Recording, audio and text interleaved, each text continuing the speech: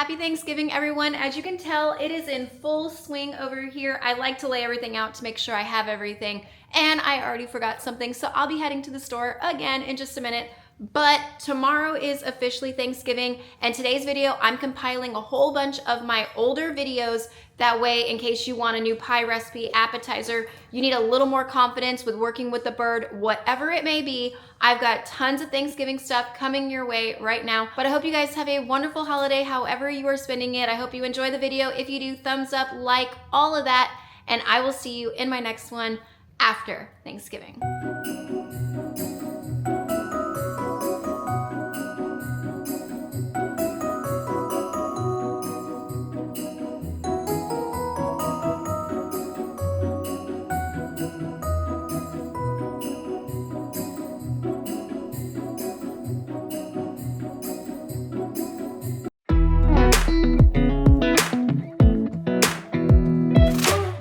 Hey guys, welcome back to my channel. Today we are talking Thanksgiving.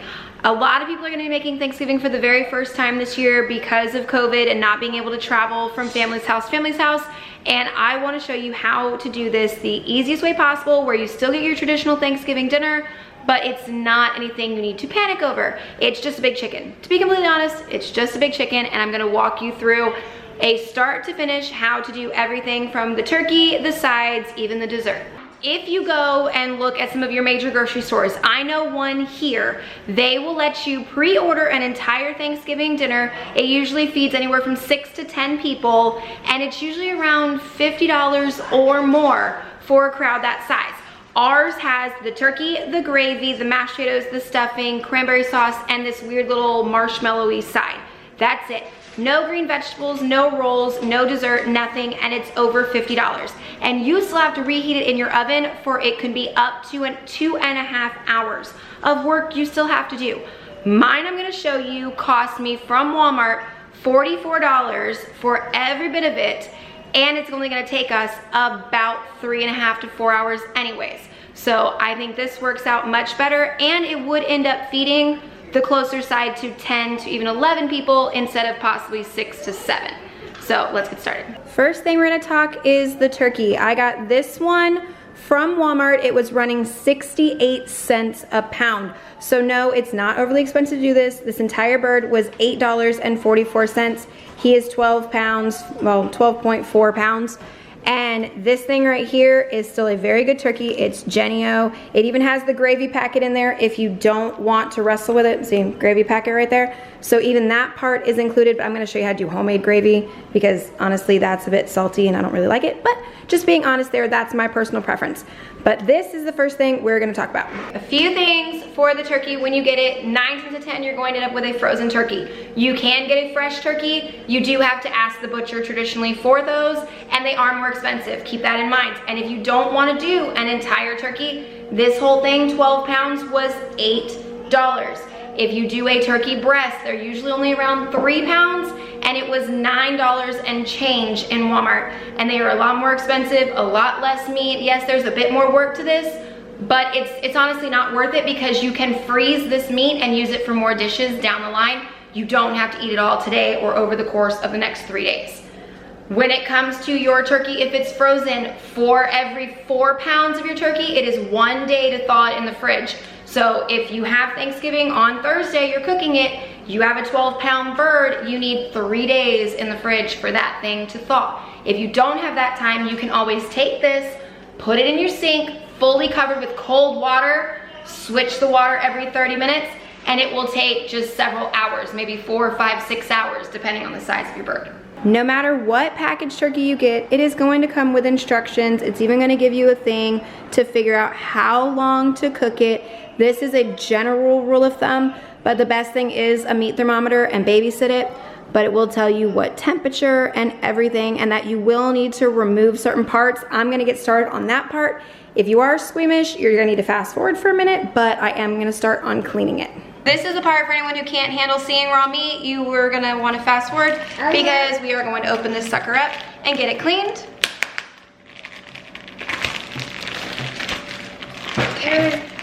When you cut it open, beware, there is a lot of liquid in the bag. If you're going to do this on your counter, Near the sink is best, so you can dump it out. Your turkey is going to have this bag sticking out right here. You are going to have to rip that out, and as well as the neck bone that's also in there. And the neck bone. You need to rinse this thing completely and then pat it dry as well. Few more disclaimers. For one, this is poultry. Remember to clean your hands, clean your sink, disinfect all of that. It is raw poultry. It can pass salmonella. The other thing is it's gonna come with a turkey timer. The lovely little joke about this, throw this sucker away. Do not use that. Okay, once he's completely dry, now is when you're gonna need your roasting pan. If you do not have a roasting pan with a rack, which by the way, I got this in Walmart a couple years ago, it was only like $9. If you do not have a rack, you can create one out of tin foil, or even roasting vegetables down there like onions and potatoes. You could put those under him and set him on him. Turkey is now on the roasting rack. His skin is as dry as I can get it. This is the part when you're gonna season it. You can look online, there's a million ways to do it. I'm just gonna show you the simplest way that I do it each year. I've been more elaborate, I've been more simple. This is just a really good way for good, flavorful meat. To season, I use margarine, not real butter. You can use either one, but I use this. I'll probably end up using half a stick for a bird this size, or for a bigger one for full-size family, a full stick of butter. Yes, meat. Meat, we're gonna have to clean your hands now, stop. What you'll do is you'll put the butter in a bowl, get it nice and soft, not melted, just softened. And then basic seasonings, if you're going to do this without too elaborate: salt, pepper, garlic powder, onion powder, and then sage. If that's all you use, that's still more than fine. If you wanna go a step higher, you can buy poultry seasoning. Poultry seasoning is very good, and it has a lot of those same flavors in it. This smells like pretty much Thanksgiving when you open it up. This is a good one. If you wanna go one step further, the complete seasoning from Walmart, this stuff is amazing. Just cut back on some of the other ones. Don't put as much garlic powder or as much onion powder if you're going to use this, because it's already in there. If you like some spice to your bird, this stuff right here, add this. This is amazing, but again, this is just stair steps. If you only have a few spices, you're still good. If you want to step it up, here's some levels to go with. Okay, once you have your mixture all done with your spices in there, just set that down, and what you're gonna do is you're either gonna take a wooden spoon or your hand, whichever one you're more comfortable with, and you need to pull the skin on your turkey, and you need to move it around and get in there and make a pocket, because that's where you're gonna put this butter mixture we just made.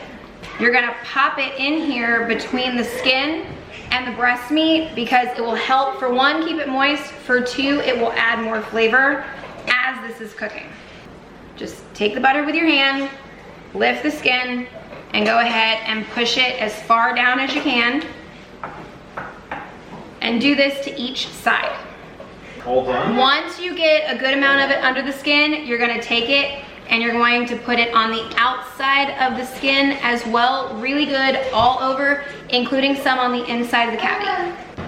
The next thing you're gonna do is take some kind of twine, and you're going to take the legs and you need to tie them together so that way they don't burn.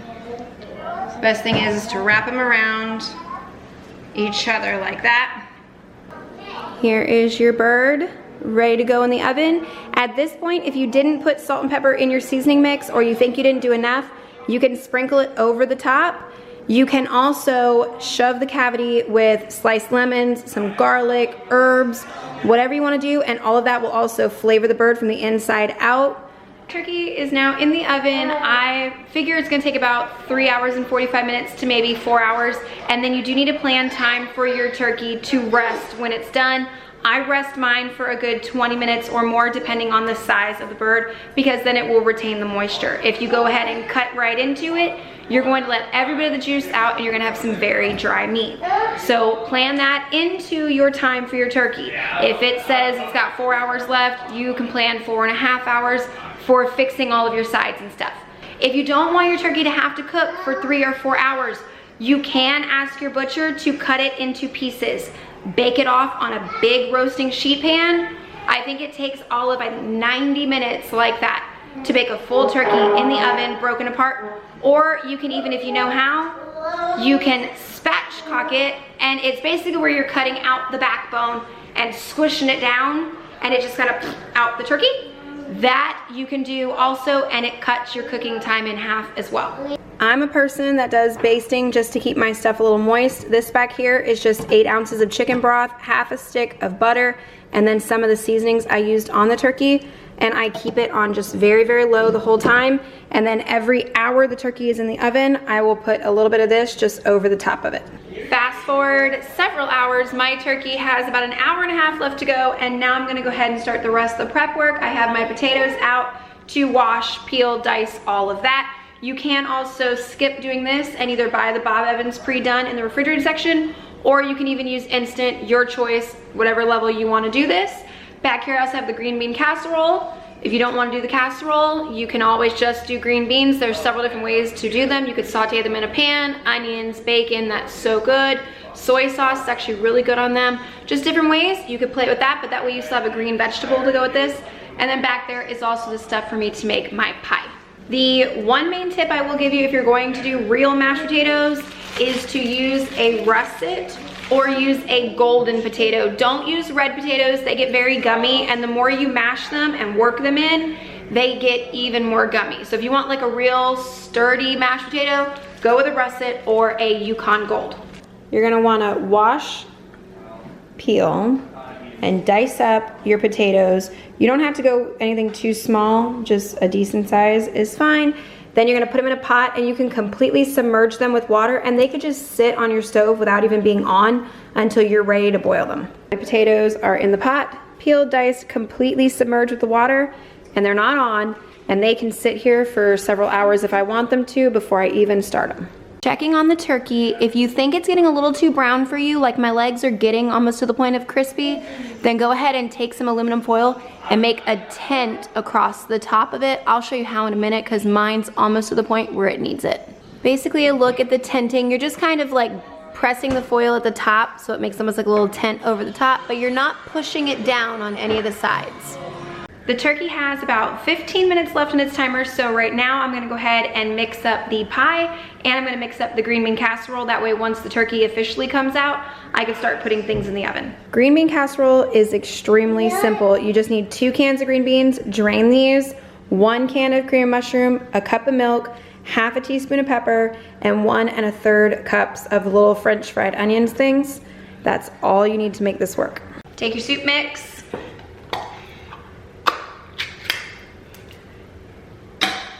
Gwenny, watch out. Gwenny, watch out, back up a little.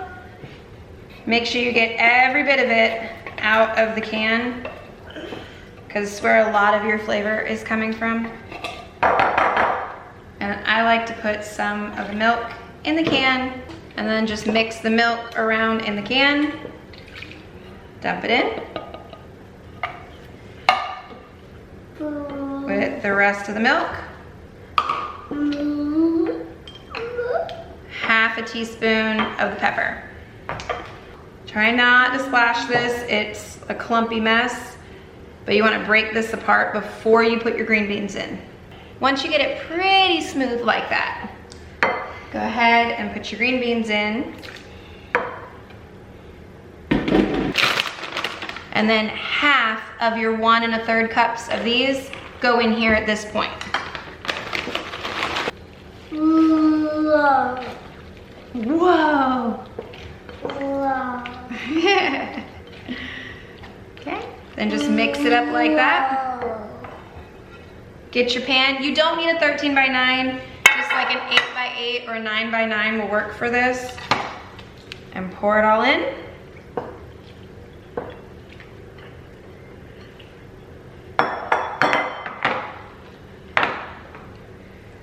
Spread it out like that. And then this is ready for the oven. The next thing I'm gonna mix up is my pumpkin pie. They did not have one of the small cans, so I divided it in 2, so it'd be like a normal small can. However, the frozen pie doughs usually come in 2. So you could just double the recipe I'm about to show you right now, use both of these to use both of these, but I'm only making 1 pie. First things first, this needs to thaw a little bit, and it will be fine to thaw while we're waiting for the oven space. but take it out of the freezer and put it on a foil-lined cookie sheet while you're mixing everything else. My turkey timer just went off, so I'm gonna go ahead and take its temperature. In the breast, you want 165, and in the thigh, you want 175. When you're taking the temperature, just make sure to stay away from the bone because that will ruin it. But I said 165 for the breast meat, and we're at 171 for the breast meat, so he's definitely done. Under there to his little thigh, if I can. No, it's bone. There we go. Yeah, and the thigh is already reading 176, so he's definitely done. He's out, so I'm gonna go ahead and put this in the oven for 30 minutes on 350. And then I'm also gonna go ahead and start the potatoes to boil, and don't forget to put a wooden spoon on the top so it doesn't boil over. For my pumpkin pie recipe, you're gonna need one 15-ounce can, 2 eggs beaten, 3/4 of a cup of sugar, half a teaspoon of cinnamon, 1 teaspoon of pumpkin pie spice, half a teaspoon of salt, and 1 of the cans of evaporated milk. Put your pumpkin in the bowl. Shake this really, really well before putting it in. And then go ahead and pour that whole can in. And your sugar.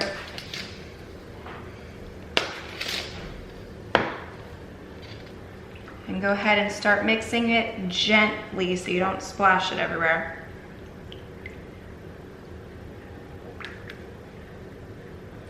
Crack your eggs into a bowl.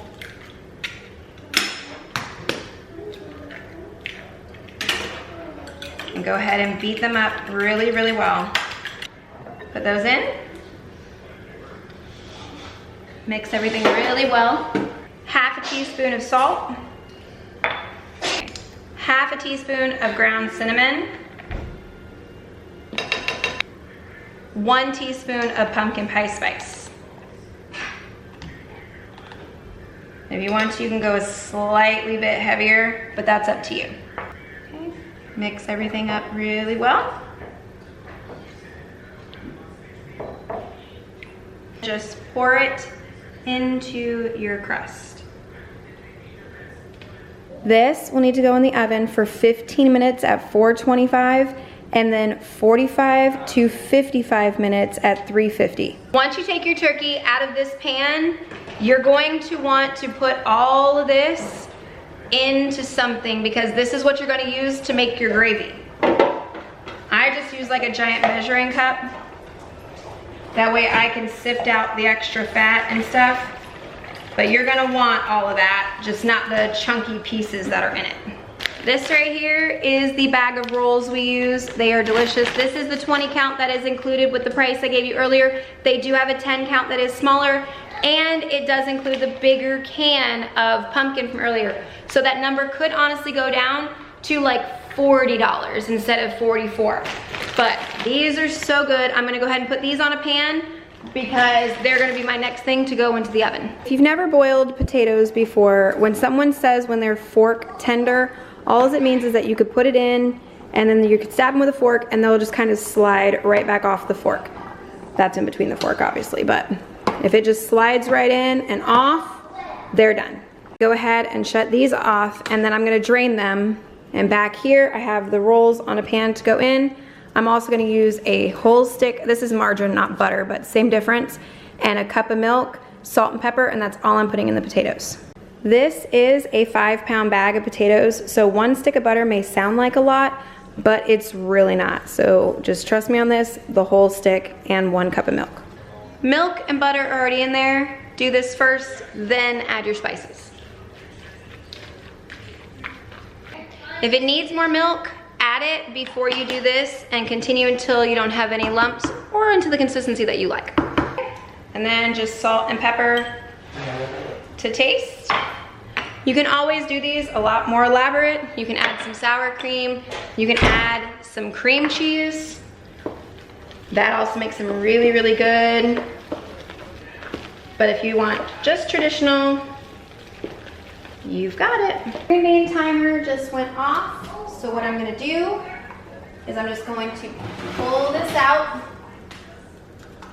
take the remaining onions, Sprinkle them over the top.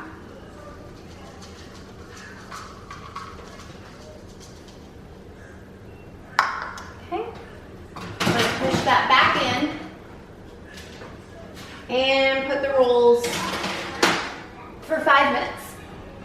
And then gravy. See how it separates like this? This is the fat layer.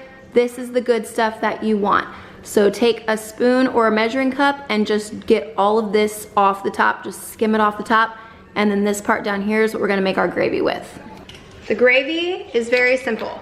3 tablespoons of butter. This is butter this time, not the margarine. This is the real stuff. Put it in a pot. If the butter is melted, so 3 tablespoons of butter, 3 tablespoons of flour. When you add it, just keep mixing because it will be a little pasty, and that's what you're looking for, is for it to make almost like a paste in there.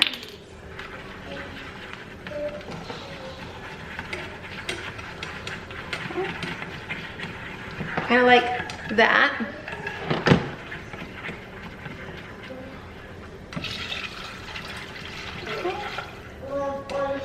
And then just stir it around until it gets as thick as you want it.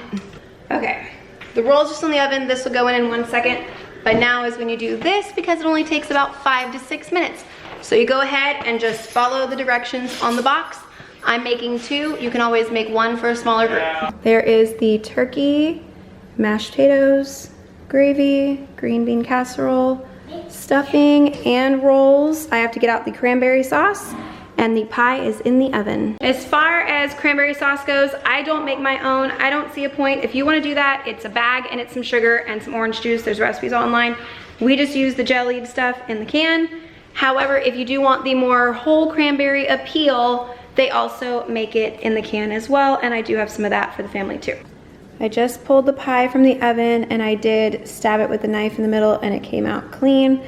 So that's how you know this is done, and then let it cool completely before trying to serve it. Not sure why I got this weird little air bubble, but otherwise it came out good. I cut into the pie. This is what it looks like. I'm gonna put it on the plate here in a second and show you that too, but it just comes out really nice, but you do have to let it cool completely to get to this point, but yeah, that's what it looks like. And a little trick if you wanna make the whipped cream a little seasonal too is to put a little bit of cinnamon on it. I do that even to my coffee. It just helps a little bit. But I wanted to show you guys exactly what we have remaining so you could take a good guess on how many people you can feed with what I had planned. First things first, this was 2 boxes of the stovetop. We probably only went through about 1. So there's that. The rolls, there's still a few left in there. This is almost completely gone. The gravy is about 1/3 left. This is almost completely gone, but my kids attack this. 5-pound bag of potatoes, we have half left. And then as far as the turkey goes, we still have 1 whole breast and part of a thigh on there, as well as this remaining meat right here. We fed a family of 7, basically 3 adult portions, 4 kids portions, and this is what we have remaining.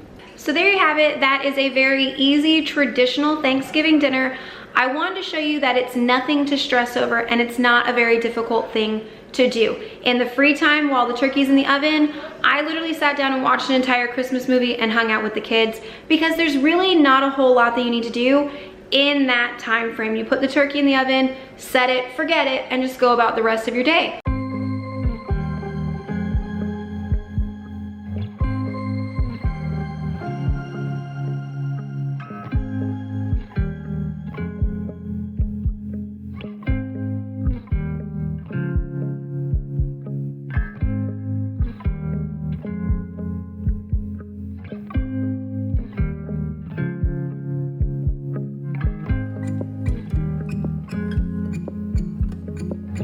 Hey guys, welcome back to my channel, or welcome if you are new. Today we are talking Thanksgiving. No, I am not about to do a Thanksgiving dinner from start to finish. I've already done one of those for you guys, and it even shows you how to do it on a budget. My video from last year, you can go check that out. Today's video, I am doing 2 appetizers, 2 good side items, a cocktail, and a dessert. All of them are easy, they're all budget friendly and family friendly. If that sounds interesting, hit that red subscribe button and let's go ahead and jump right on in. Now I will go ahead and say, none of these are any of my traditional family Thanksgiving recipes. They're not. I do have a video on that as well. These are ones that I have actually been digging around and looked for what is traditional in other people's homes. And then I have made the recipes to where they're easier for you guys and more family friendly. Like today, I'm doing a macaroni and cheese recipe. We don't traditionally do macaroni and cheese on Thanksgiving in our house. We're going to this year, but I'm gonna show you guys the recipe we will be using. And the only thing in here actually that I use on a regular basis is a party dip, and it is my artichoke dip. That is delicious. That is one of the appetizers I'm gonna share. The first recipe we're gonna do is one of the appetizers. It is a cranberry meatball in the crock pot recipe, and I think that sounds really, really interesting to me. So, and if you don't wanna use this stuff in the can right here, it will increase these because you're gonna need 2 cups of real cranberries, half a cup of sugar, half a cup of water, and some lemon juice, and cook that down. But I'm cheating and I'm using this. But otherwise, there's your 4 ingredients. The first thing I'm gonna do is mix everything for the sauce in a bowl first. That way it could just go on easy and you don't have to worry about trying to mix it in the crock pot. So put your whole can in a bowl. 2 tablespoons of brown sugar in the bowl as well. And then the recipe says half a jar of barbecue sauce. Doesn't specify the size of the jar or anything like that. So I'm just using an 18-ounce Sweet Baby Ray's because that's what we always use. I'm gonna use half of that. Looks about half. Sure, that's about half. And then just whisk this all together. Into a crock pot, just pour your bag of meatballs. This is not the family size, this is just the standard size frozen meatballs. And then take your mixture, once you get it all combined really well, pour it all over the top. Mix this up really good. Pop your lid on and turn this either on low for 3 to 4 hours or high for only 2 hours. The meatballs are cooking, and while they're doing that, the next thing we're gonna move on to is our dessert, because it takes an hour to bake and then an hour to cool. And we are going to make pecan pie, pecan, however you say it, that's up to you. But either way we're making it, it is so easy. And I know a lot of people are intimidated to make homemade pies. You will not believe how easy this one is. This right here is everything you need. That's it, it's so simple. Just a pie crust, you can make your own. This is refrigerated, you could do frozen. I usually do the frozen, they were sold out. 3 eggs, 2 tablespoons of butter, brown sugar, I believe a cup of that, I will double check. Some corn syrup, some vanilla, and then of course, if I didn't say already, the pecans, the pecans, whatever, and you need the halves. But that's it. Yes, I just double checked. It is a cup of the brown sugar, a cup of this, a teaspoon of the vanilla, and a cup and a half of these. And you could either leave them in halves like this, or you could chop them finer. That's also your preference. First few steps, get your pie dough ready, however it says according to the package. Mine I have to put in a pan and bake it for I think 12 minutes. Go ahead and beat your eggs in a separate bowl and get that ready, and melt your butter. That's your first steps right there. One thing about making pies, know the size of your pan according to the pie dough. Standard pie dough is for a 9-inch pan. Mine is a 9.5. So I was able to get a pretty little edge, but as you can tell, it's not all the way on my pan where the pretty edge is pre-done for me. So yeah, I got it pretty on one side, but yeah, very derpy on the other. So this is gonna be a very rustic, homemade looking pie, but just know the size of your pan if you're buying pre-done dough. For the filling of the pecan pie recipe, you're gonna mix everything together but the pecans. So 3 eggs, pre-beaten, 1 cup packed brown sugar, okay, 2 tablespoons of butter melted, 1 teaspoon vanilla. Trick when you have to measure corn syrup or honey or anything, spray your measuring cup with cooking spray first, it'll slide right out. But 1 cup of corn syrup, light or dark, your choice. Okay. Get this all mixed together really, really well. As far as the pecan part of this goes, you can do this several ways. You can either take these just like this, mix them into there, pour it in your pie dough, and you're done. Or you can chop these up even finer, mix them in, same thing. Or you can pour these directly into the bottom of your pie pan, pour this on top. They will rise anyways, whatever way you want to do it. Or you can even save some of these to lay on top and make it even prettier. That's up to you. You need 1.5 cups of the pecans. The bag I got from Walmart says approximately 2 cups. I am still going to measure it out just for me. but that's on you. If you want more or less, that's really up to your decision. Now you're just gonna take your whole filling and pour it into your crust. Okay. Then bake this at 350 for 50 to 55 minutes until the knife comes out clean. Moving on to recipe number 3, it is a caramel apple sangria.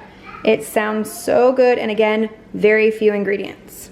First note, you can use whatever white wine you want. You want one more sweet, more not, that's up to you, but use a white wine. And then if you cannot find pre-frozen cranberries, you can use the fresh ones. Just pop them in your freezer like I did. Pick a pitcher, any kind of pitcher you have, slice up your oranges, dice up your apple. I mean, they're still decent sized chunks, but dice up your apple. Any kind of apple will do. This is a Red Delicious, but that's all I had. Gala, Honeycrisp, even like the really good one would be the Honeycrisp probably. And then measure out a half a cup of your frozen cranberries and put all of that into your pitcher. To your taste, you're gonna use cinnamon sticks, either 1 or 2, and throw them on top of the fruit. Then in goes half a cup of the caramel specific vodka. 2 cups of the apple cider go in next. And lastly, in goes the entire bottle of the white wine. All right, give this whole thing just a little mix.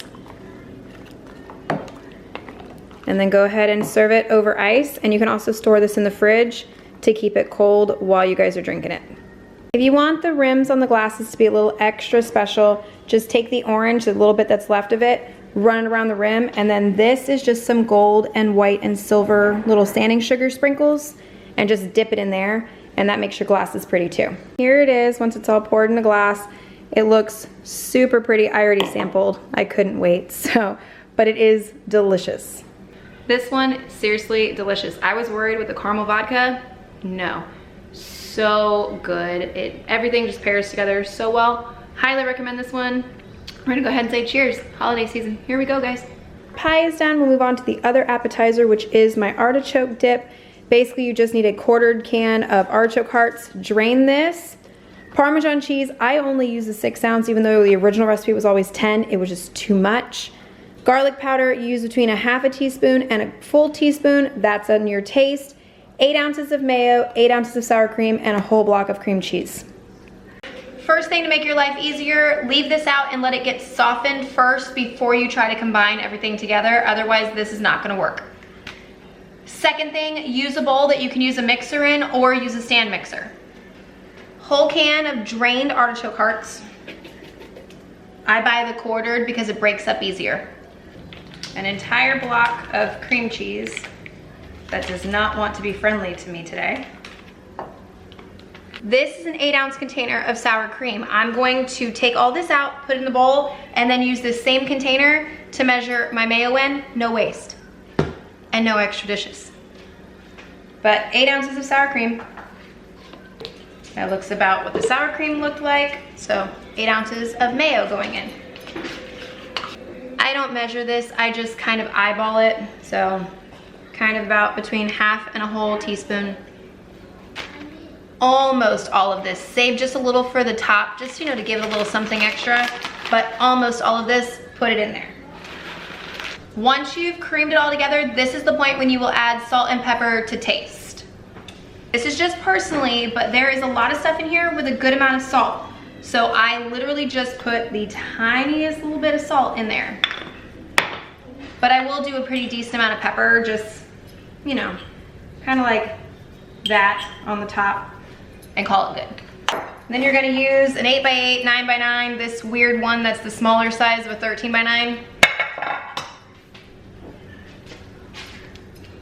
If you have a pretty dish, now would be the time to use it because you do serve this in the baking dish.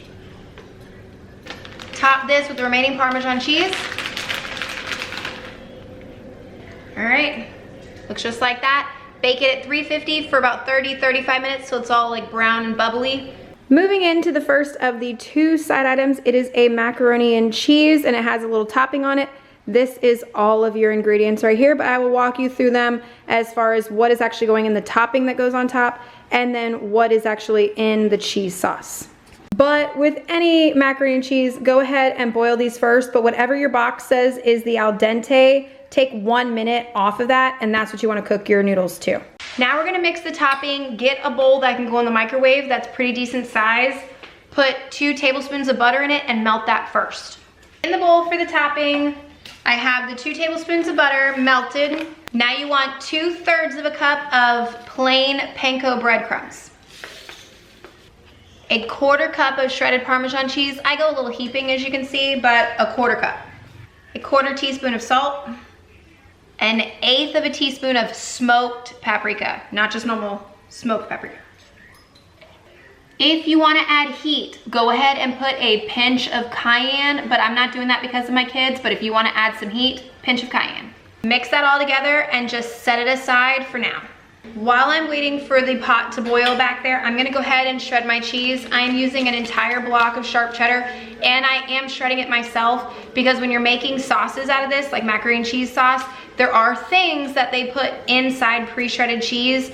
You don't wanna use that. You definitely wanna shred it yourself. Water's boiling, add your pasta in. Make sure you salt that water. You do not wanna use unsalted water when you're doing pasta. That's where it gets some of its flavor. Move on to a skillet. Make sure it has a high side because this is where you're gonna make your cheese sauce. 6 ounces of cream cheese. Add about 1 cup of your milk in there with it. Ooh, there's my dip. 1/4 teaspoon of pepper. 1/4 teaspoon of salt. 1/4 teaspoon of ground mustard. All right. Cook this around until you can break up that entire block of cream cheese and incorporate it. When the macaroni's done, drain it and put a 1 tablespoon block of butter on it and mix it all around just so they don't stick together while you're waiting for the cheese sauce to finish. This is what the dip looks like when it comes out. It's not gonna be brown all the way across the top. It's not gonna do that, but you do want it brown all the way around the edges so that way you know it's done. So once you get the cream cheese down to like really little squishable pieces, that's when you bring the whisk into the game. Whisk it really good, get it nice and smooth, and then cook about another 4 minutes. Once it thickens up like that, now is when you're gonna slowly add the rest of your milk. And keep whisking, by the way. Now is when you're gonna whisk in your cheese about a cup at a time and make sure it's mixed in really well first before you keep adding more. Once your cheese sauce is about the consistency of heavy whipping cream, that's when you wanna add it back to your noodles. If it looks soupy, don't panic. That's how you're going to get a creamy mac and cheese instead of a dry mac and cheese. 13 by 9 that you've buttered, not sprayed, actually take butter and wipe it all over it. Pour it in, flatten it out, and I like to give it a little shake just to make sure it's all mixed in right. Stick your topping all over the top of this thing. 350-degree oven, 20 to 25 minutes until it's all browned and bubbly. The last recipe I'm going to show you guys is a Brussels sprout recipe. It is a Scotch whiskey type sauce on it, but those are all the ingredients you need right there, are just the Brussels sprouts, some butter, the whiskey, salt, pepper, and a little bit of sugar. First things first, you have to prep your sprouts because you're going to boil these. So what I pretty much do is I cut them in half. And then this little thing down here on the end, because it's disgusting, I take that little hard knot off, and then whatever kind of like falls off a little bit right there, I just let that go. And I'll do that to all of these. And any of them that are like epically huge like that one was, I mean, obviously you could see the difference. I will go ahead and cut that into 1/4s or 1/3, depending on how big it is. Pot of boiling salted water, stick these in. Be careful. Boil these about 7 minutes or until they're as tender as you would like them to be. Once these are tender to your likings, drain them, leave them in the colander because you're going to use this pot for the glaze.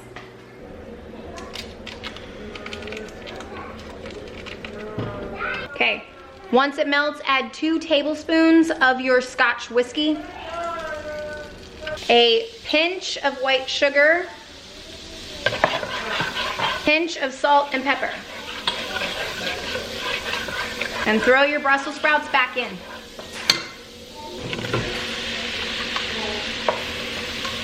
Okay, coat them in all of that goodness for about 30 seconds and these are done.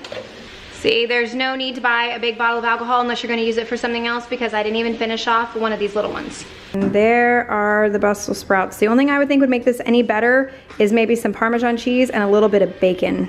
On the meatballs, which look really good. They smell great. And you can see the chunks of cranberry in there. And there they are on a plate. I am so excited about these. I've already sampled one. They are delicious. I just hope the rest of my family thinks the same, because these are definitely on my list for this holiday season.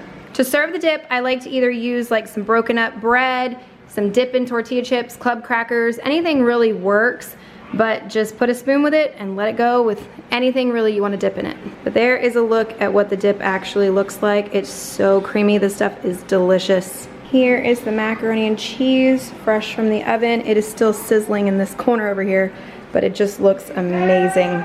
This way you guys can see it up close on the plate. It is still very creamy. You don't have to worry about it being runny. It's delicious. So apparently, according to Brianna, this tastes like KFC mac and cheese. So if you like theirs, you'll like this. All right, and there is the pie once it's cooled. It does sink a little, but it is completely solid, as you can tell. Did it cut pretty? No. Would I use refrigerated dough again? No, I would use frozen or homemade, because it sticks really bad, but it is phenomenal. Like, that flavor is so, so good. Couple things. When it comes to the Brussels sprouts, I would definitely add just a little bit more butter, maybe like a tablespoon or two. And if you want to go the extra mile, it would be delicious. Some of the bacon pieces, this is like a 2.5 ounce bag from Walmart, and make sure it's the real bacon pieces. Put these in when you start with the butter of the sauce. Oh man, I think that would just throw those completely over the edge.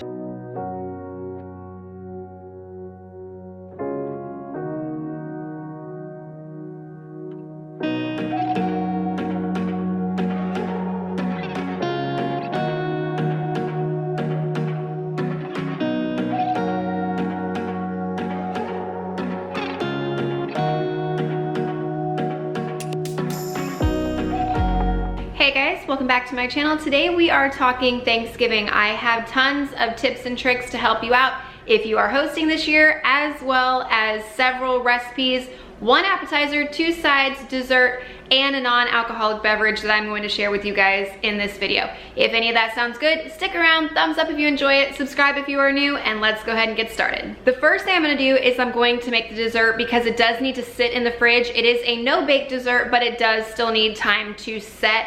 So I'm going to start with that, then I'll jump into some of the tips and tricks, and then more recipes to follow. The dessert we are making is a pie, but it is not a traditional Thanksgiving pie. I will say that. It is a chocolate pie.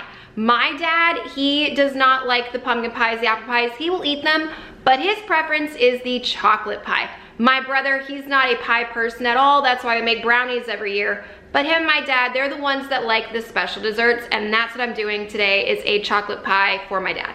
If you've been around my channel for a while, you know that I love to shortcut things anywhere I can. For this pie, I am using one of these. If you do not want to do this and you want to go the more homemade route, you can do whatever you want to do. If you do it yourself, you're gonna need a whole package of Oreos and a quarter of a stick of butter, melt it, mix it together and all of that, and put it in. I'm saving the time and just using one of these. And you can also make the chocolate part from scratch as well, but it takes a lot of egg yolks, it takes a lot of cocoa powder, and again, I'm cheating the system. First ingredient is the heavy whipping cream. This is the 32 ounce because you are going to need an extra cup later on. 3 cups of it into your stand mixer, or you could do this with a hand mixer. That's up to you. Yes, it does have stitch on it. That's just very much me.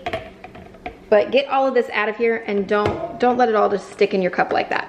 2 of the 3.9 chocolate Jell-O puddings. Make sure it's not the cook and serve. It needs to be the instant, and don't try and switch it for the bigger 5 point whatever one. You need 2 of the smaller ones. And then just go ahead and put both of those in there. Turn this on until it gets nice and thick. Like I said, it gets really, really thick really quickly actually. An entire container of Cool Whip. This is the 8 ounce, and put it into that. Mix this on low speed until everything is combined. Stitch is too short. Need a longer one. Put scrape down the sides and then let it go one more time on just a real quick little mix. And you're just gonna put this into your shell. It is gonna be like heaping, but that is what you want. And then after this goes in the refrigerator, there will be a layer of whipped cream and a little bit of chocolate on top. So it will be even taller than this. Take some plastic wrap and cover the top really well. Don't skip the plastic wrap, because you know if you've ever had pudding and it had that layer across the top of it, the plastic wrap prevents that from happening to your pie. At this point, put this in the fridge for 4 to 8 hours, or even do this a day ahead and check one thing off your list ahead of time, because that is one of the tips that will be coming up later. But this is one of the things that can be made ahead. And also, if you have any of the extra filling and you didn't make yours as heaping, or your pie crust is a little smaller, you can take this and put it in a bowl, and all it is basically chocolate mousse. You can eat it straight with a spoon. You can dip some little crackers in it. Graham crackers would be great in here. Anything, don't waste that. If you wanted to turn that chocolate pie, which is perfect for Thanksgiving, into a Christmas pie, by the way, just add 1/4 to 1/2 of a teaspoon of peppermint extract, not the mint, because that one's spearmint, the peppermint extract. Add that when you add the Cool Whip, and it becomes a chocolate mint pie. Perfect for Christmas time. The pie is in the refrigerator, so now I'm gonna go ahead and talk about some tips for hosting Thanksgiving, whether this is your first year doing it or you've done it in the past, but you would like ways to make it a little bit easier on you. That's what these are for. And the first one is going to be when to thaw your turkey. Turkeys are going to take several days to thaw in your refrigerator, or several hours if you need to do it in water in your sink. First things first, for every 4 pounds, you can plan a day. Well, 4 to 5 pounds. You could plan a day. My turkey is around 15 pounds. It is going to take 3 to 4 days in my refrigerator. So I'm gonna have to take it out on Sunday, so that way it has time before I have to cook it on Thursday, just to be safe. Last year, I did the golden rule of for every 4 to 5 pounds, it would take an additional day. This year, I am sticking to the 4, not the 4 to 5, because mine still needed a water bath last year on Thanksgiving morning. It was not thawed, and I gave it 3 days, actually 3.5 days in my fridge, and it still wasn't ready. So just plan accordingly. The bigger your bird, the longer it's going to take for you to thaw it out. Tip number 2, by the time you guys are seeing this video, it is already going to be about 6 days until Thanksgiving. If you have not already gone to the store to get the majority of your stuff, go. Finish my video, get dressed and ready, and just go to the store and get the rest of the stuff that you need, so you are not dealing with the crazy hassle of the last minute. You're not dealing with the people that have to go to the grocery store the day before because they ordered the big meals. You don't have to deal with those people in line, none of it. Just go ahead and get your shopping done as early as you can. But be careful with your perishable items. Those things usually about like 2 days, maybe 3 days at most in advance. The next several tips all go together, so I'm not even gonna number them for you guys, but they all work at the same time. First things first is write out your menu, like I have mine right here, of everything we're going to be eating. And then I do have it broken down for what I'm responsible for, and then what each other family that's coming is responsible for. So like my mom, she has her own list. My brother and his wife, they have their own list, and so on and so forth. But it is all marked down, so you don't accidentally buy the mashed potatoes and they're bringing potatoes. Just make sure you are as organized as you can with the menu and who is responsible for bringing what. Sticking with the organization, seriously, make a list. Don't just sit there and go, okay, I know I'm making corn casserole, I know I'm making mashed potatoes, and go to the store and think you're going to have it all. Just save yourself the hassle and make a shopping list. Reminds me to cross off the things that I went and bought today. The next one still all goes with organization. You are going to want to actually time block out. If your turkey is going to take 6 hours, if your turkey is going to take 4 hours, how long each of your sides are going to take. So that way you know what time you need to start your bird, what time it's going to come out, and what time everything else can go in the oven or start on the stovetop. So I personally block it out into hours. So if my turkey has to go in the oven, we'll just say like 9 a.m. Well, how long it's gonna be in there, and then what I have to do to get the other casseroles and everything ready. At 11, I've gotta start these items. At noon, I have to start these items. It will just make your life easier if you actually do schedule it out. As well as in there, don't forget to schedule some time for yourself. There's been several times I've been hosting and I haven't actually worked that in, and I had no hair, no makeup, no shower, no nothing, and I was hosting for a house of like 20 to 25 people. So just also add that in there, a block of time to get yourself ready. To go with the pie from earlier, make whatever you can ahead of time.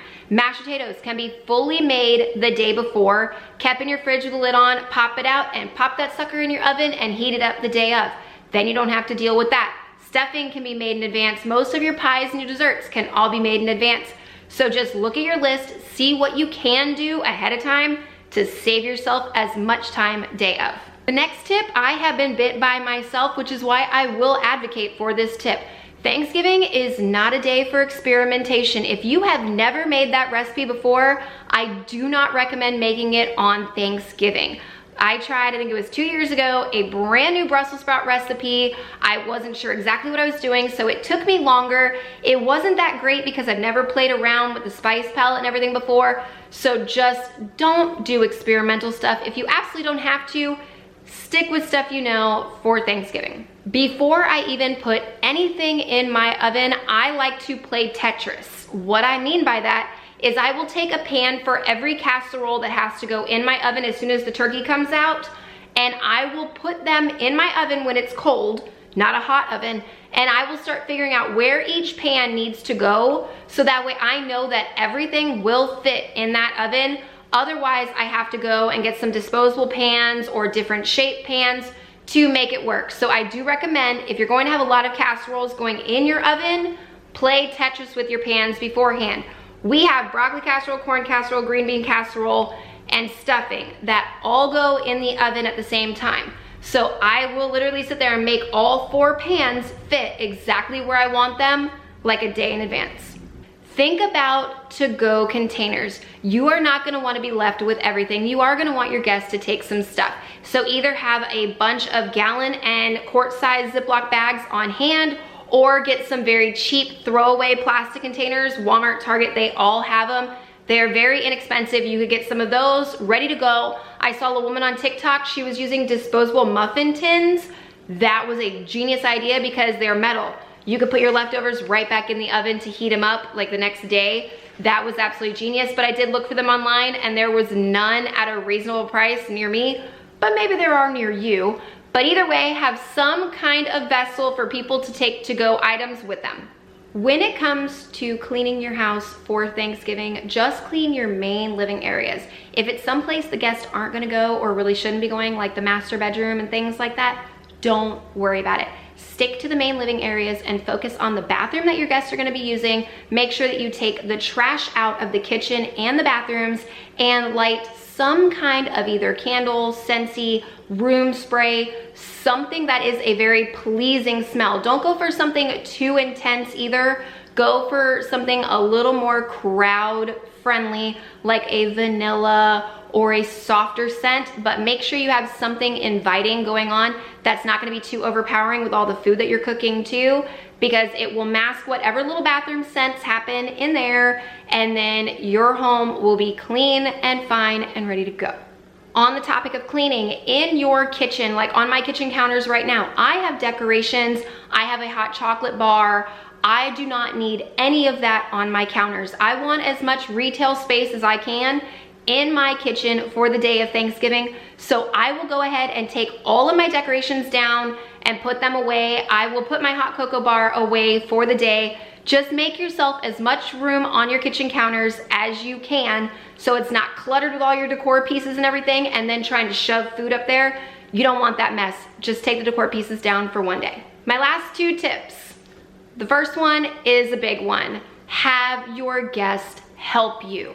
You might be hosting, but it is not your responsibility to do 100% of the work. When they get here, have them make a drink and get in the kitchen. It's that simple. You guys can have conversation while you're mashing the potatoes, while you're getting the rolls ready, while you're setting up all of the dishes all over the counter. Have your guest help.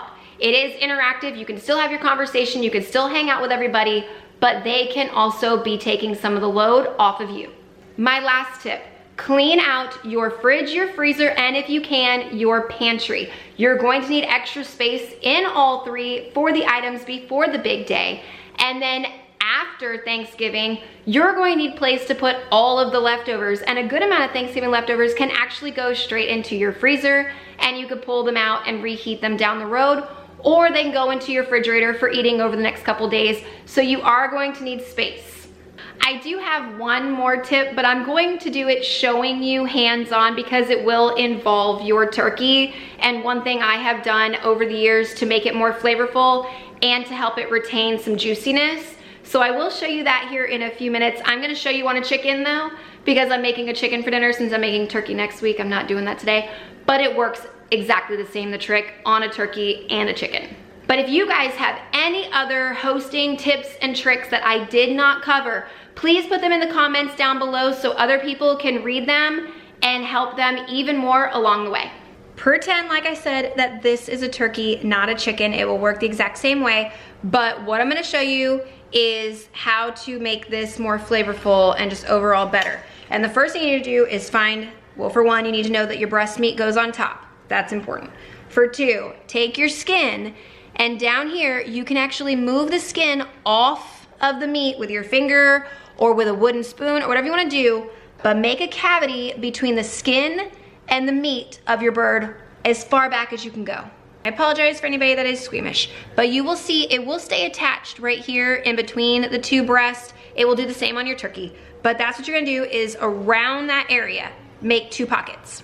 Take softened butter, not melted butter, and whatever seasonings you're gonna use. I have a recipe on all of this. I will tag that video down below, but whatever seasonings you're going to use to season it that you would be doing the outside of the bird, mix it in here because this is going on the inside and the outside. Is you're gonna take some of that butter mixture and you're going to put it between the skin and the meat and push it all the way back and kind of like pat it down in there.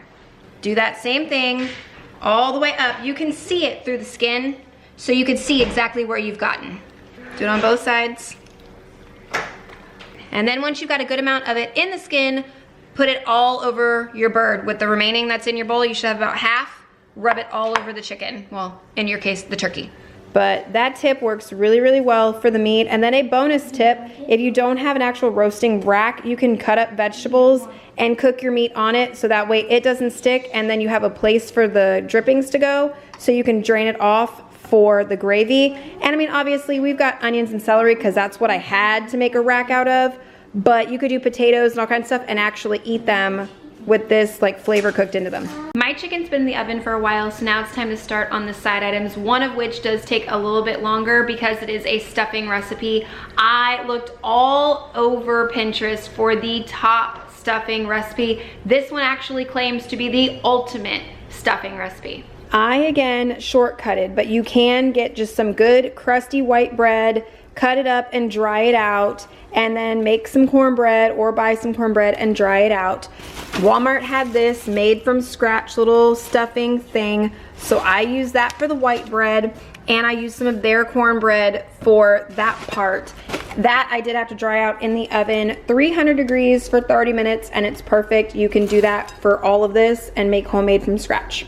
There is sausage in this stuffing, and it does specify to use breakfast sausage, so this is exactly what I'm gonna use, is the 1 pound regular Jimmy Dean breakfast sausage. So brown the sausage completely, and then you're gonna stick it in a bowl with both types of bread. This is roughly 5 cups of each, the white bread and the cornbread.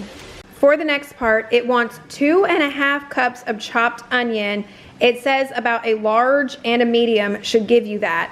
And then 3 stalks of celery, and cut this to like a small, like bite-sized texture. In the same pan from the sausage, melt an entire stick of butter. You are gonna have to grease your 13x9, so just use that butter wrapper, the inside of it, and butter it with that. Once your butter's melted, you're gonna cook your onion and celery in there for about 10 minutes.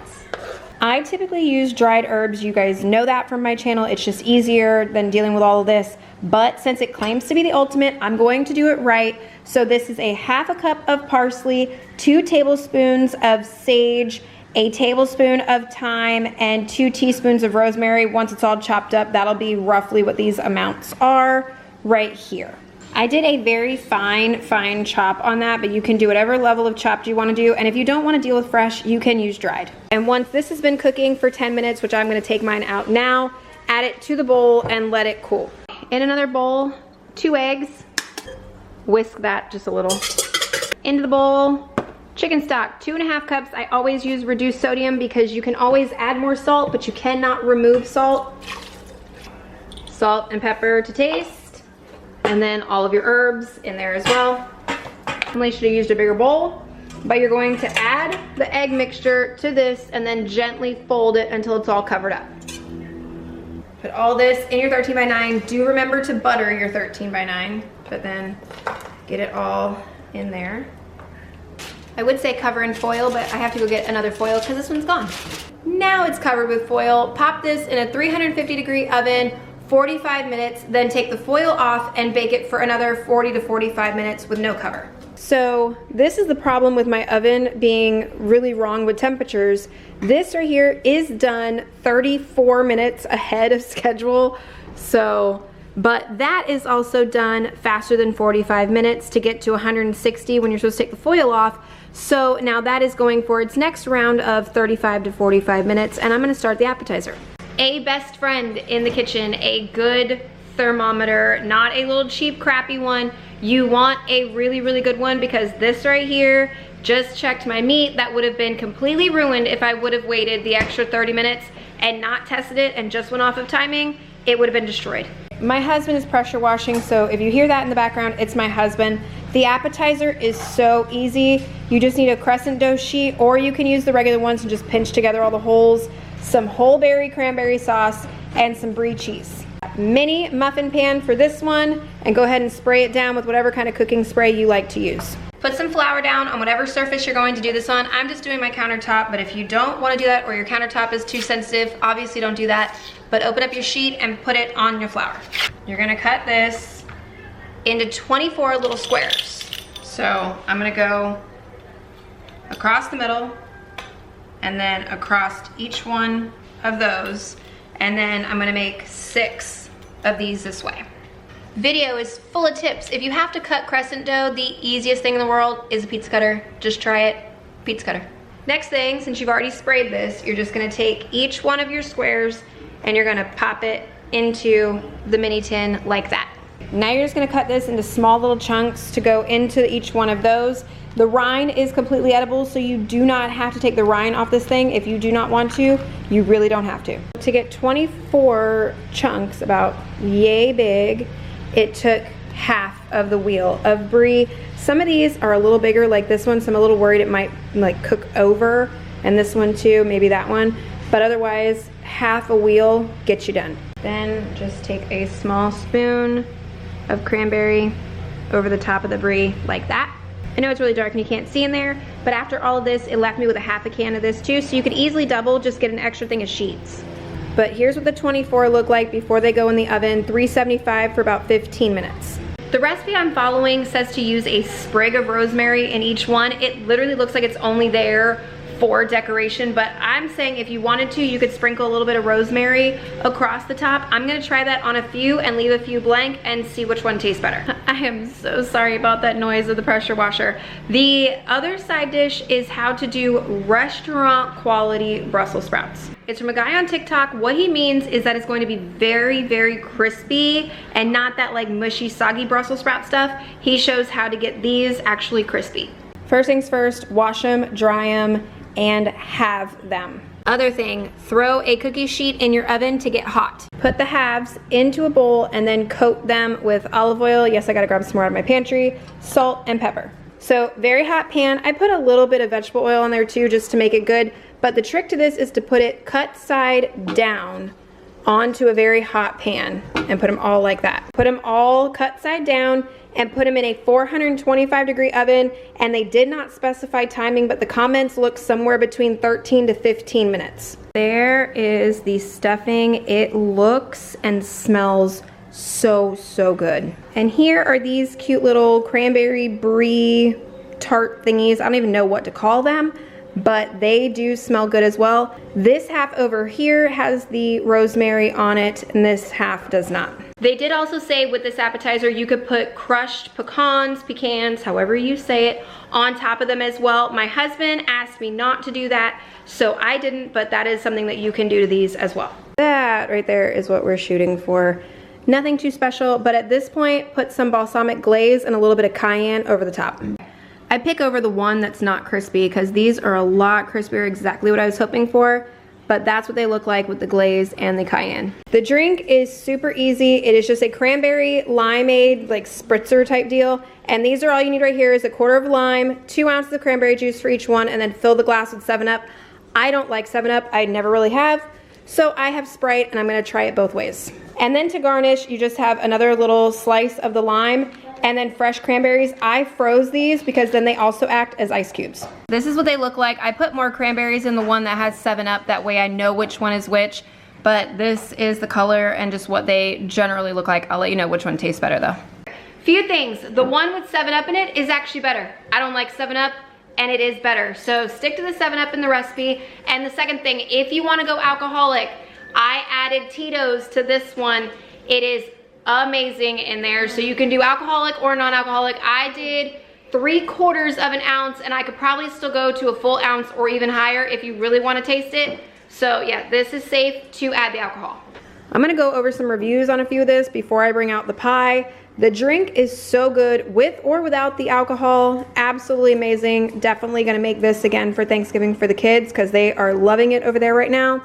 This, I understand why they call it the ultimate stuffing. So good. My husband's about to make a plate, so that's why it doesn't look like it's been eaten too much yet. My husband's still got to eat, but so good.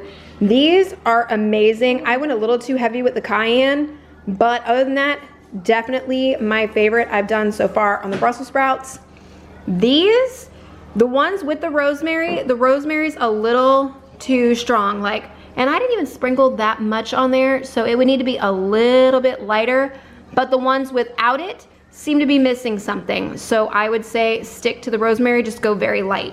Jumping back into the pie, first things first, about 15 minutes before you're ready to do this, put your bowl and your whisk into the freezer and let it get really cold. Into your mixer, 1 cup of the heavy cream, a 1/4 cup of powdered sugar, and 1 teaspoon of vanilla extract, and then beat this for 4 to 5 minutes until stiff peaks. This is just slightly over whipped. This is a little further than stiff peaks, but it's still good. Put the whipped cream on top of this. You could be as fancy as you want, or you could just throw it on there and move it all around. We're just going a little rustic on this, and also you put chocolate curls, chocolate syrup. You could put little miniature chocolate chips on top, whatever you really want to do. My husband has jokes and said that she is thick with 3 C's because yeah, it really is, but the flavor is incredible. All of these recipes were absolutely delicious. My kids are still refilling their cups on that little spritzer drink. They think it is great. They want it next week for Thanksgiving, so I will already be making that again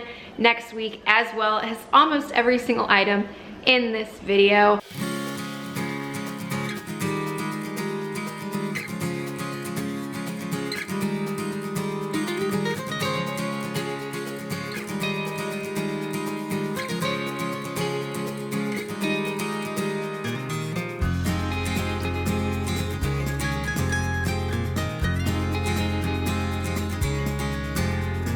Hey guys, Thanksgiving is this week and that means pies. Today's video I have 5 different pie recipes. No, I'm not gonna be like, here's how to make a standard pumpkin pie. I'm not doing that. All 5 of these are a little something different to change it up this year and bring something special if you are taking dessert. Now, I like to shortcut things, make them a lot easier. That way, no matter what your cooking skill is, you can do all 5 of these right along with me. So let's go ahead and get started. I'm gonna be making all 5 of these in real time, so it's not gonna be like, here's the pumpkin, here's this one. I'm making them all right now. I was going to freeze them and save them for Thanksgiving this coming week, and then my mom and them were like, ooh, you're making pie? We'll come visit later. And my husband's parents, they're gonna come visit. I have a family of 7 as it is, so all 5 of these pies are gonna get cut in this video so you can see the cross section and everything. 2 of them do require the oven though. The first one is an apple pie, so we're gonna get started right there. First thing I'm gonna do is get my oven up to 425. That's gonna take a while. This thing is half broken. And wash your produce. I'm not gonna need this whole bag of apples, but I'm gonna wash them anyways. The apple pie recipe does say to use the Granny Smith. They are a bit more on the tart side. They are a sour apple, but with all of the sugar and the sweetness, plus these are a little more firm, so they will hold up to the pie a little better. If you make any of these recipes, one thing you are going to need to do, if it calls for Cool Whip, cream cheese, or butter, they need to come up to room temperature. So, well, not exactly room temperature, but like this is frozen. So you need it to be completely softened. This you need to soften as well as this. So I'm not gonna say completely up to room temperature, but you are going to need to set these out for a little bit before you can use them, because otherwise this will not mix up properly and this won't either, and this will be an absolute pain and a nightmare. So just take that little step. Take this and let it sit out for a little bit. In light of shortcutting everything and making your life easier, this is frozen pie dough. You could buy it over in any grocery store's refrigerated section. I get the deep dish just because it works so much better for almost every recipe I've ever tried. So it just makes a difference to get this one. But while you're doing all of the filling and mixing everything, this needs to come out and sit for a little while so it gets a little defrosted. So first step was to take that out. The recipe does call for peeling the apples. Now you can skip this step if you want to. It just adds a little extra texture and some nutrition, obviously. But for my kids, they will not eat the peel. So I'm gonna go ahead and peel all 7 of the apples. And from Rachel Ray years ago, the garbage bowl. To keep this easy for you guys, I'm just doing the first apple, but it wants it cut into very thin slices. So I'm gonna go around like that. Yeah. And then I'm gonna take this little piece and I'm gonna go very, very thin all along each one of these. When I say thin, I do mean very thin, and then do all of it. If you have a mandolin, that will also make this a lot faster. I don't have one. 6 apples was already looking like a lot, so I put it in the pan right here, and it's really heaping, so I'm stopping at just 6 apples. Now it wants a full tablespoon of lemon juice, so I'm gonna see if that's half a lemon, whole lemon, I can't remember. That already looks like a lot right there at only half a lemon. Let me see. Yeah, you only need about half a lemon, and put that on your apples. Into the apple mixture, this is light brown sugar. It says lightly packed, but you know, 1/4 cup of that in there. Regular granulated sugar, it wants a 1/4 cup of that as well. All-purpose flour, it wants 3 tablespoons.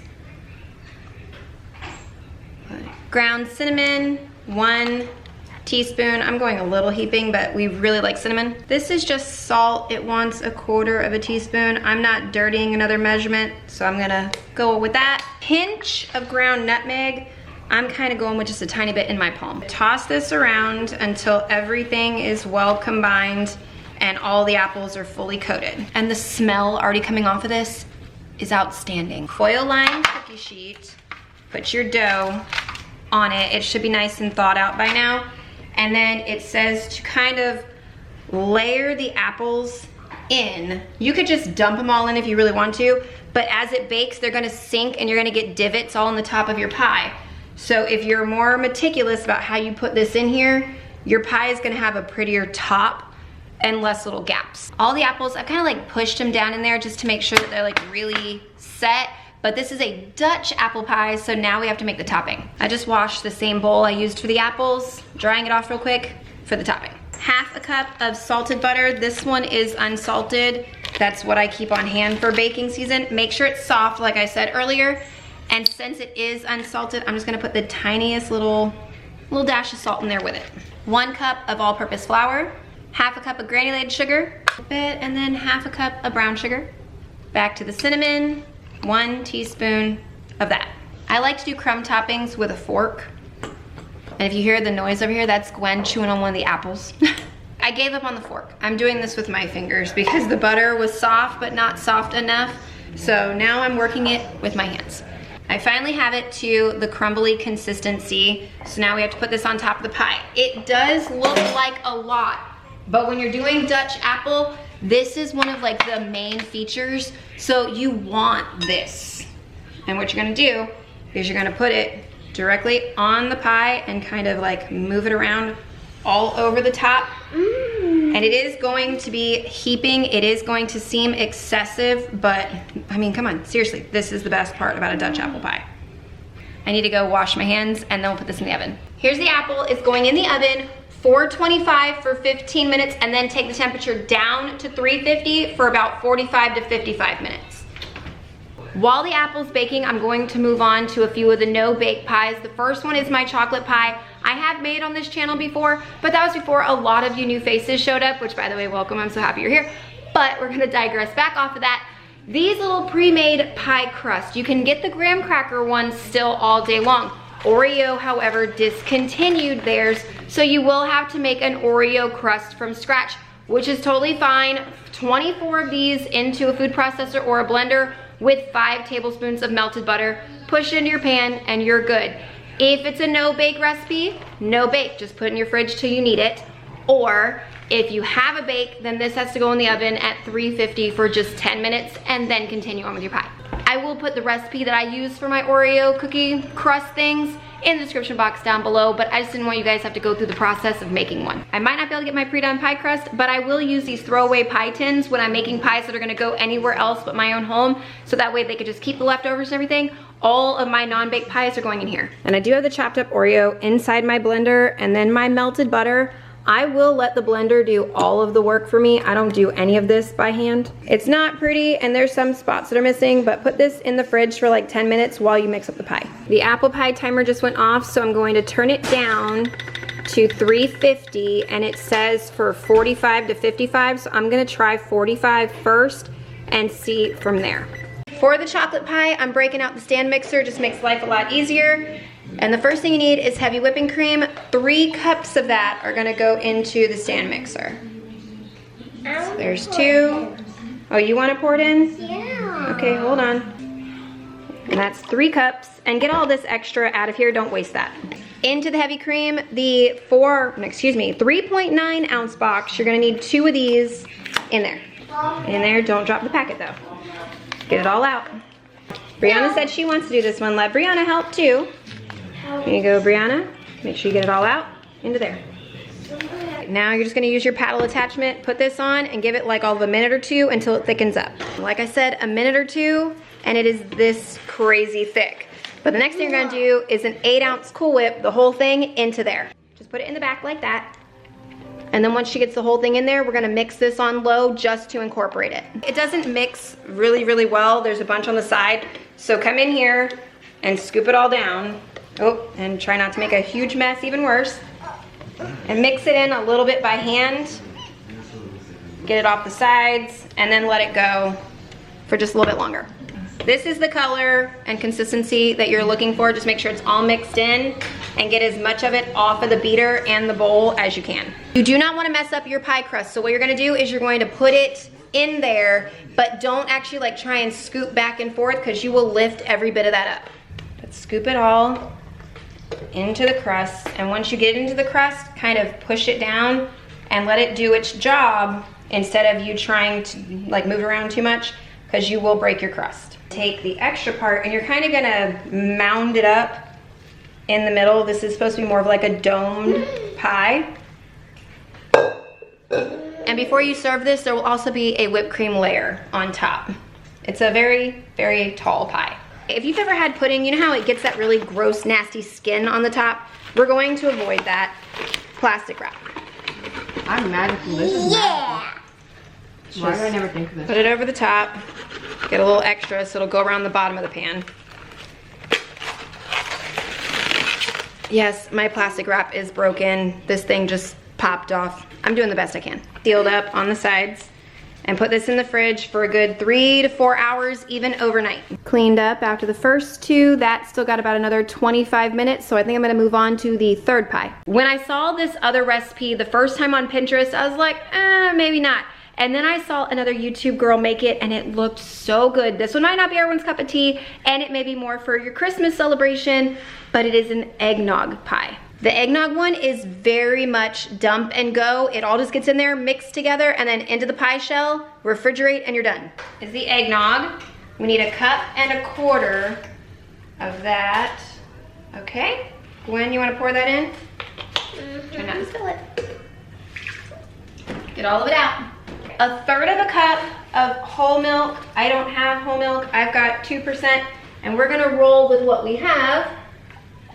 Okay, go ahead and put that in. 2 packs of the vanilla instant pudding. I was going to do that. I'm sorry.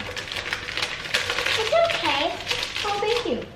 Nutmeg, half a teaspoon of the nutmeg. I'm gonna put that in. Paddle attachment, mix this for 2 minutes.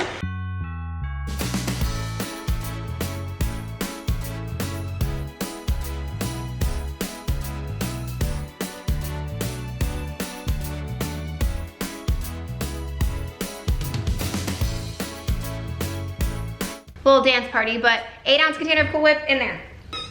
And then mix this just until combined. You can see it's not the color of Cool Whip anymore, and you can see all the little nutmeg specks. So it does look like eggnog. Hold on. Ooh. And it does actually really taste like eggnog. You do want to mix it up because you can see right there where the eggnog is not fully mixed. Ignore Mako. Graham cracker crust. And yes, they do come with their own lid. Just turn it around and put it back on. My mom literally just got here, asked what kind this is. I said eggnog, and you should have seen the look on her face. I don't know why everybody's so hit or miss. You either love it or you hate it. But go ahead and put this into the pie pan. Smooth out the pie, and then just put the lid on and refrigerate for like 2 to 3 hours, and this is done. We are already halfway through 3 pies, and we have the one about to come out in 9 minutes, and then 1 no bake and 1 bake to go. Couple things. This right here was 45 minutes, and you could see that it's bubbling away. I stabbed it in a few spots to make sure the apples weren't too like hard or crunchy. They're not. They're completely done. And definitely put it on a pan. Don't skip that step because every bit of that sugary grossness would be on the bottom of your oven to clean up. We had to take a short intermission because my mom called. She wanted to come over and make traditional Italian cookies with my children. So we just did that for like 2.5 hours, and now I get to make the final 2 pies. Those Italian cookies are a staple in my dad's side of the family. My grandmother, I've been making them with her since I was a kid, and now my mom makes them with her grandkids. It's just a family tradition every single Christmas. But for some reason, she's like, hey, I'm gonna come over and make Italian cookies. So we stopped the pies for just a little short intermission. This is the apple pie. It is completely cooled, and then you could put it in the fridge or serve it up while it's still warm, but it is gonna goo out. I'm gonna store this in the fridge for later. It did crack all the way around. It really doesn't matter. I'm not looking for presentation. This is one of them pies I'm only in for the flavor. Let's move on to the pumpkin cheesecake pie because this one will be going in the oven, and while this is in the oven, we'll work on the peanut butter pie. I gave my oven a little break to cool back down from all of the cookies and the higher temperature pies because this one goes in at 325. Back over to the trusty stand mixer again today, and 2 blocks of cream cheese that have been softened, put them in. Softened cream cheese sticks to the package a little bit more, so just when you put them in there, make sure you get as much off of the package as you can. What I'm doing is just taking the little spatula and scraping it across the package, and that's how I'm getting the extra. So you can see what I'm doing. Just hold it down with one hand, scrape with the other. It's that easy, and then it all comes off. And look how much you would have been wasting. Half a cup of granulated sugar, 1 teaspoon of pure vanilla. If you didn't know, the cap is actually 1 teaspoon all the way to the top. Then you're going to mix this until it's all well combined. Scrape all of this down. Scrape down the sides of the bowl so that way you make sure you're getting everything mixed up real well. And then 2 eggs, but you're going to beat them in separately, so put 1 in.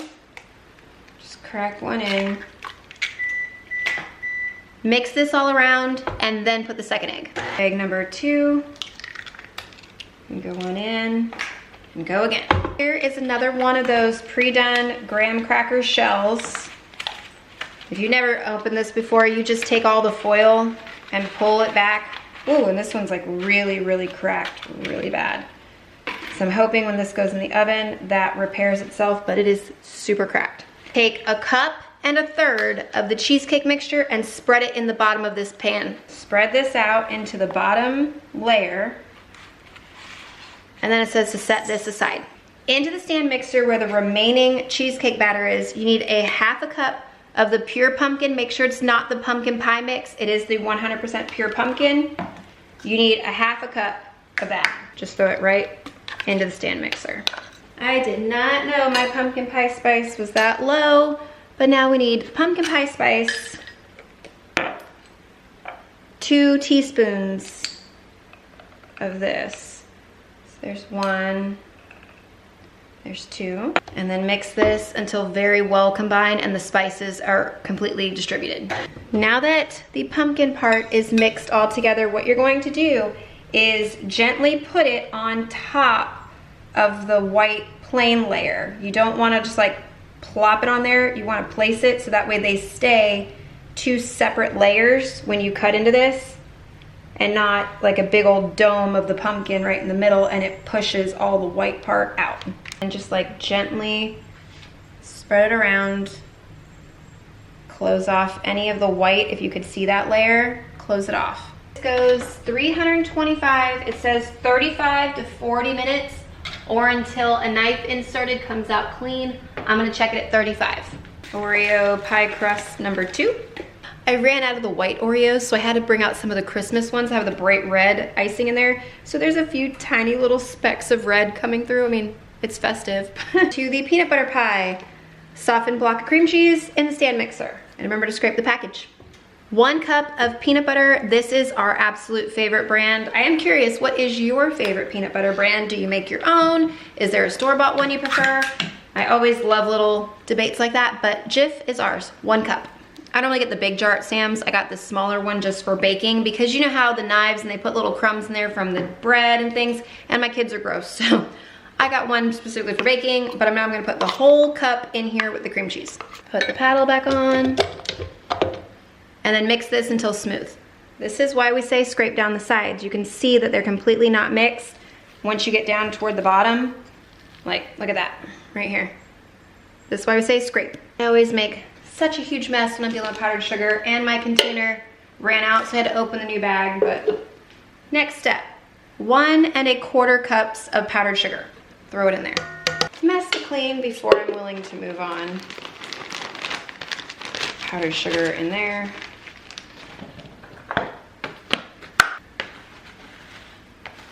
And luckily my trash can is right down here, so don't panic. I did not just throw that on the floor. All right, now we can continue. I'm human, humans make boo-boos. I can't continue the peanut butter pie just yet, and I'll show you why. I am trying to do a very quick thaw on another thing of Cool Whip because I miscounted how many I needed for today. Luckily, I have this one. I was going to use it for Thursday for Thanksgiving, but now I'm trying to do a quick thaw because it is frozen solid as a rock. Let's check the pumpkin pie.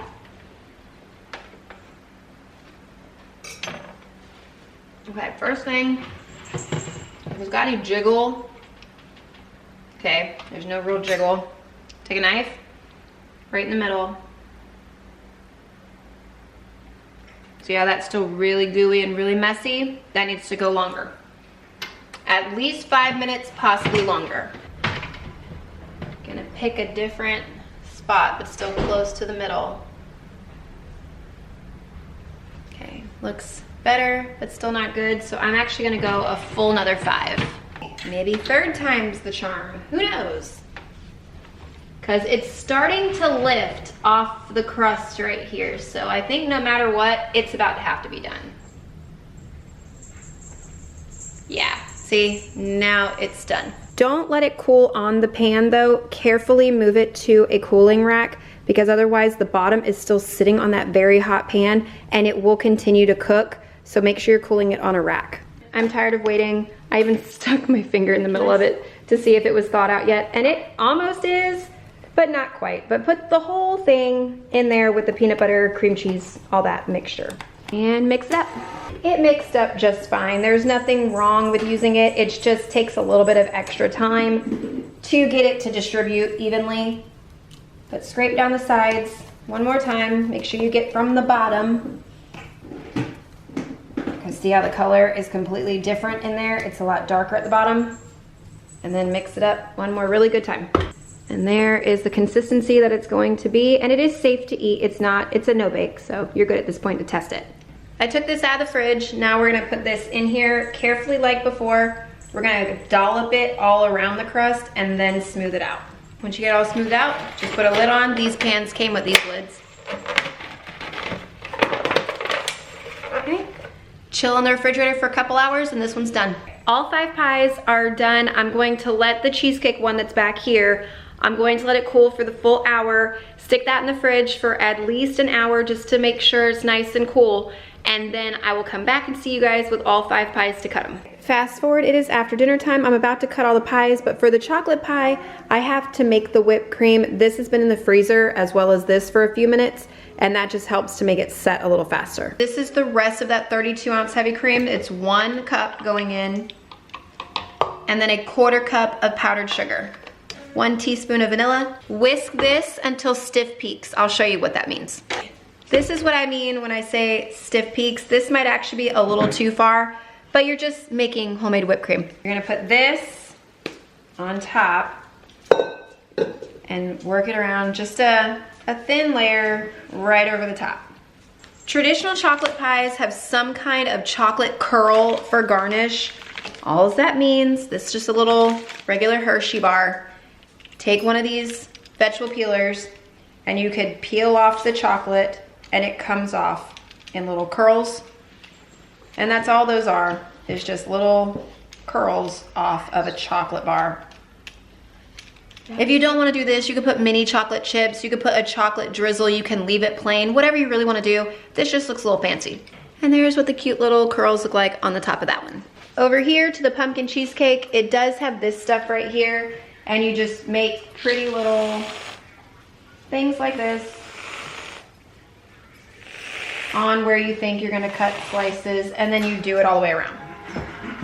Going around, this is the eggnog pie, that is the peanut butter pie, the chocolate pie, Dutch apple, and this is the pumpkin cheesecake. I'm going to cut them so you can see them inside. Now what I'm saying though, traditionally we would not be doing all of this right now. I would put a few of these away in the freezer or the fridge for Thanksgiving, but what we're going to do is leave half of each one of these pies here for my kids and us for the next couple days, and then I'm splitting the other halves of these pies between my in-laws and my parents. So none of this is going to waste. This is what the eggnog one looks like when it's cut, and it does come out really thick and beautiful. This one is delicious. I haven't bit this one yet, but this is the pumpkin cheesecake, and it came out so pretty with its layers. Okay, I'm gonna try this real fast. Connor's stealing away over there.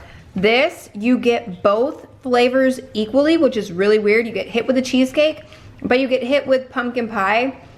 It's so weird, but in a really good way. Peanut butter pie, I already bit it. This is so, so good. Like, it's really a lot more peanut butter taste than I thought I was going to get with the cream cheese and stuff in there. Still really good. On to the apple. It is very, very thick in there and layered. It was almost hard to cut through this top, but it's also been in the refrigerator. So if this was reheated and served warm, you wouldn't have that issue, but we're gonna bite this and see how this one is. Last pie, like I told you, this chocolate one is really, really thick, but it is delicious. I already know because I've made this before like 3 or 4 times. It's one of my dad's favorites.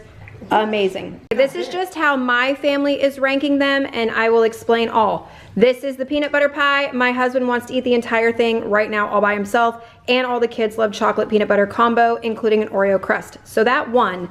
Now, 2 of the kids were saying these were tied for first place with the chocolate pie, but then others were saying these 2 were tied for second place, the chocolate to the apple. Over here, they all ranked this one a little further because they figured why not just have normal pumpkin pie. I still think this is really good. This is definitely an acquired taste. I love eggnog, Brianna loves eggnog, Tristan likes eggnog. We all put this one a little higher up, but Connor does not like eggnog. He thinks it's disgusting. Aiden doesn't like eggnog. He thinks it's disgusting. So this one is definitely an acquired taste. This is where I'm going to end the video. Those 5 were absolutely delicious and something different as opposed to just here's your standard pumpkin pie or your standard apple pie. Something a little special for you to try for the holiday season. If you do try any of them, just let me know down below what your thoughts were on them. That eggnog pie is delicious. I'm ignoring my family because I do like eggnog. And if you do, definitely try that one. Thank you guys so much for watching. I hope you enjoyed it. If you did, thumbs up, subscribe if you're new, and I will see you in my next video. I hope you all have a wonderful Thanksgiving, and I'll see you in my next video. Bye guys.